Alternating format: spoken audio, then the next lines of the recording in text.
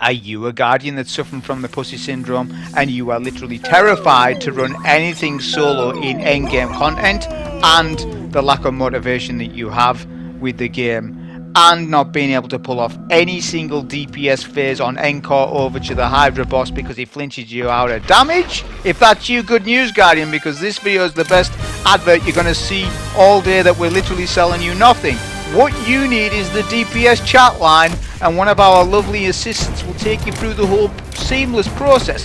All you need to do is call 0696969. I'll repeat that again, 0696969, and your pussy syndrome, Guardian, will be cured and you will be able to beat some bosses that you struggle.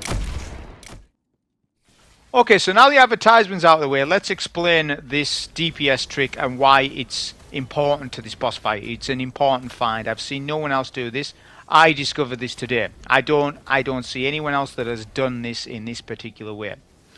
So let's explain it. So I'm on a Solar Titan here, which there will be a full run, but this video is just the boss fight because I want to focus on this DPS cheat code or trick that I discovered. So you just play the fight as normal.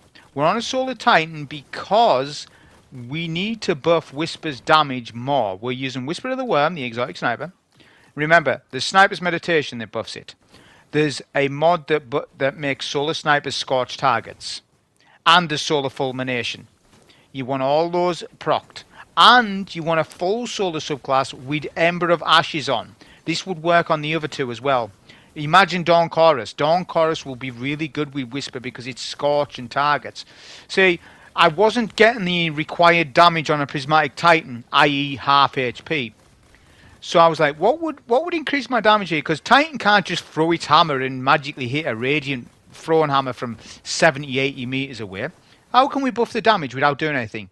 Simple. Ember of Ashes, because it's scorched quicker. There's a more complicated answer, but I'm not going into the complicated answer. I'm just telling you.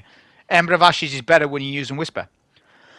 So, to hit your damage, like I say, if you put the Ember of Ashes on a solo subclass, you'll do it. You just need to hit your crits. I missed one crit, and I still got it done. I wouldn't say that you want to miss many, though.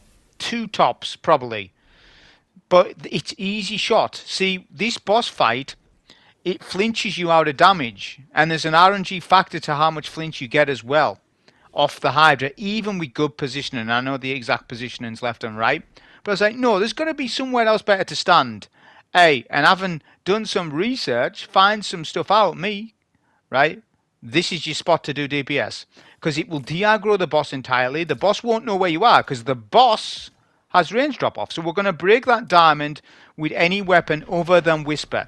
Then we're going to ADS for Whisper Braven. We're going to hit 3 shots. We actually miss one, but Mulligan saves our life. So that's fine. Yeah? And then we're going to do damage from mid. The Hydra will always go to mid. Even though you dunked right or left, the Hydra will teleport closely to where you are. You need to hit all your shots, but the target is stationary. So you should just about hit 99% of your shots.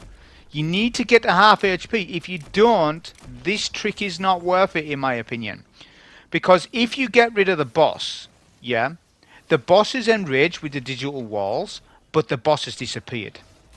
If I was to hit less than half HP on phase 2, these Minotaurs would spawn, which we don't want, because it means that you're locked in mid with the boss being aggroed on phase 2, that is. This might sound complicated, but it isn't, right? So, to avoid that, we want to kill the blue Minotaurs on phase 1. To achieve that, you need to hit half HP. That will give you all the Minotaurs. You'll get 2 blues and a green. That means you can put portals on. So for phase 2, you have an exit strategy. That's the portal. Whereas if you don't hit exact half HP or more than, the only one Minotaur will spawn, it'll be a green. It won't. The blues won't have spawned. The blue wave starts at half HP. That's what's so critical about this. So this halves the time on this boss fight right away. Because I know that there's people struggling with this fight, and Whisper's the best weapon for this fight. So it's like, where's the best place to stand? There's got to be. There's got to. And I spent an hour or two looking in this room, by the way. I found a lot of spots, glitched into a lot of walls as well. So I have a feeling there's somewhere else to stand, but I'm not 100%. But the place I've stood is the best place for DPS because it de-aggroes the boss. There is caveats to it on phase 2. The boss will get aggroed, but you're going to jump down by that point. So we're speeding up the footage, like I say, because it's more focusing on exactly what we're doing. There'll be a full Titan run that I'll upload, I'm pretty sure, but I want you to focus. This video wouldn't want you to be less than 10 minutes. I want you to, a video just to be less than 10 minutes, and something that something of this caliber, like showing you something like this. So that's why it's like in this format. So again, the boss will be left or right RNG. We then can go through our portals. We can then, by the way, Solar Titan. Like I was playing a lot of Prismatic Titan last week for the last few days I have, and when I just equipped Solar Titan, everything just works really relatively well. Prismatic Titan is good in instances, especially with Transcendence, but the problem I've realized with the problem with Prismatic Titan is knockout needs buffed. It's not good enough. It's too inconsistent. The aspect knockout, it needs a buff.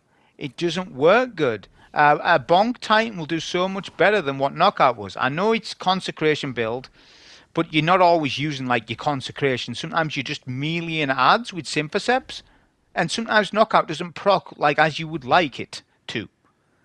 So to buff Prismatic Titan, a start would be to buff knockout, just to make it proc a little better, more HP back and stuff like that. Because once you come on to Solar Titan, it's night and day better for most players just to play on Solar Titan.